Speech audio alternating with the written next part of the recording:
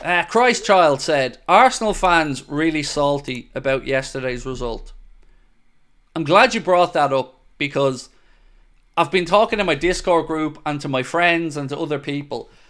Normally I don't have much to do with the Arsenal fans because I don't really interact with them because I'm not on social media. Other than when I do a few bits with League Gunner, I don't have much doings with Arsenal fans. But I learned something yesterday. They're a different breed. And I don't mean that in a complimentary way. Yesterday, our chat was a level of bullshit that I've quite frankly not experienced in a long time. Some of the comments, some of the delusion, some of the arrogance, and some of the dismissive nature of some of those Arsenal fans left a sour taste in my mouth, honestly. It was something that I thought didn't really exist. I don't understand it. Like, they're going on like Anthony Taylor robbed them. I don't know what they were watching.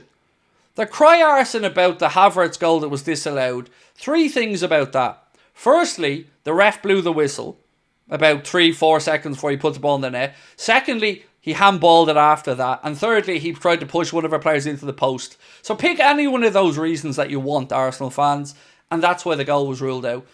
On top of that, I don't know what game they were watching, that they felt like they should have had this, that or the other. Is there a more deluded fan base currently in world football outside of Madrid than Arsenal fans? Because honestly, I don't get it. I used to think Arsenal fans were decent sound. And maybe I just got unlucky yesterday, but it stopped me in my tracks. It really, really did, because I don't know if it's type of content they're used to or whatever, but my God, it made me appreciate my audience and our chat, because it was shit yesterday. Yeah, it was mad. Like, just seeing how they always felt like they were robbed. They can't give anyone any credit. Like, I came on after the match, I spoke about the fact that Arsenal were the better team in the first half. Liverpool became better in the second half. I credited the Arsenal supporters. And they just don't want to give anybody any credit. It's like the whole world's against them. Everybody robs them and nobody's as good as them. For what? You've won fuck all. Where's this arrogance coming from? Like, I don't like arrogance as a trait in general, but where's it coming from? 1 FA Cup in 6 years.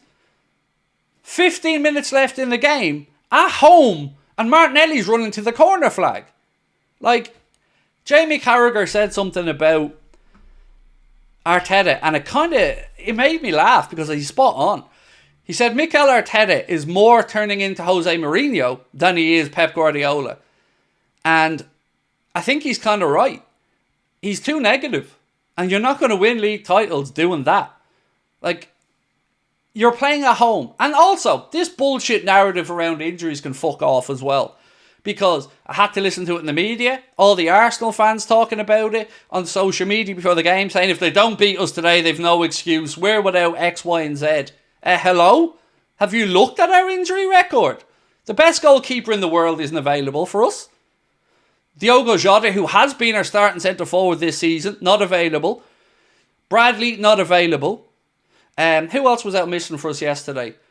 Chiesa, not available. Elliott, not available. You're not the only team with injuries, lads. It's just when Arsenal have it, of course, it has to be exacerbated because the media just love Arsenal. Oh, Arsenal have to be title contenders. Oh, Arsenal, Gary Neville and Arsenal, the love story that never ends. It's mental. Am I wrong? Am I wrong? Or are they a different breed? Because I've dealt with salty United fans over the years and had fun with them. Banter back and forth. Good fun. They're salty, I'm salty, we both go with each other, it's grand. But this Arsenal crowd yesterday that came into our chat and stuff, it was different level. Like, it was horrible. Maybe I'm wrong. Let me know what you guys think anyway. Arsenal haven't experienced robbery like us versus Spurs. And Harry, like us versus Arsenal. Remember last year when Odegaard went full Harlem Globetrotters? I don't remember Arsenal fans coming to our defence on that one and saying it was a blatant handball by Odegaard, which it was. There's this narrative that the media need to own up to, that they are dying, absolutely wetting themselves to get a London team back to the top. And it is so transparent, and I'm not even English. So I don't have this north-south divide like maybe there is in some sections of the UK media. But as an outsider looking at it, it is absolutely fucking mental to see how blatant it is that they want a London club to do well. I can't believe it, quite frankly. It's embarrassing.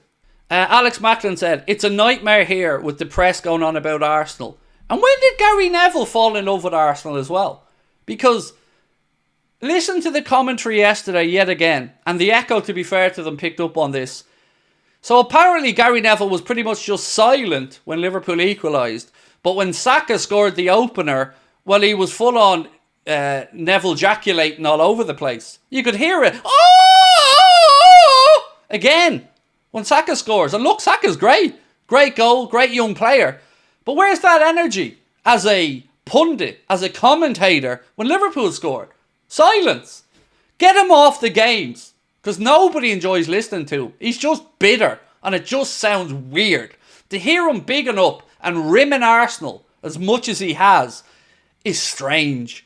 Very strange. And I'm not wrong. Like, he's absolutely just warped. I don't understand what's going on with Neville anymore. When he wasn't screaming for our players to be booked for simulation the week before, now he's just not even acknowledging equalisers and goals. Like, he's just weird. Buklahara said, Neville hates giving credit to Liverpool, especially Salah.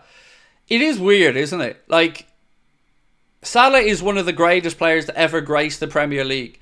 And Neville going on calling him a cheat and a diver when he's the least protected player probably in the league. And only because of his absolute supreme physicality and upper body strength, he'd be probably in a lot more scrapes and injured a lot more. He gets zero protection. Ask any Liverpool fan watching Salah for the last few years if we think that he gets enough decisions in these little tussles. He doesn't. David, how are you, mate? Said, where does the arrogance come from deluded FC? No Premier League in 20 years. 1 second, get this up on screen. And never won the Champions League, and they tried the dark arts. It's not just, David, that they tried the dark arts, mate. They were trying it with 15 minutes left to go at home. So, I like this analogy. Boxing fans will definitely get your analogy here, Harry. Arsenal are the Devon Haney of football, entitled boring club, acting like a massive club with no European trophies. Arteta thinks he's Pep, but kicks off when he isn't good enough and play boringly Haney to Mayweather. I really love your analogy, because I think it's spot on. Hearing Arteta in the press conference, or excuse me, his interview yesterday as well after the game, it was very strange. Because he was like, we were the better team, we deserved to win. You were the better team in the first half, no doubt about it. But in the second half, we came back into that game and Arsenal absolutely went into their shells. And I thought that was telling. Because winning is a mentality. And Arsenal yesterday, against us, they had us on the ropes and they didn't finish the job. So it gave me an insight into that Arsenal dressing room, and I'm not as concerned about them. We have a 4-point gap over them, and we've already played them at the Emirates. Now, of course, we do have Man City coming up at the start of December. That's going to be a difficult game.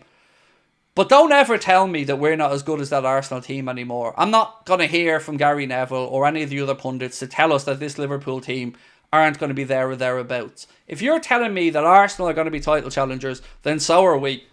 Because we're absolutely as good as them. That's my honest opinion of it. Nothing about that Arsenal team now scares me.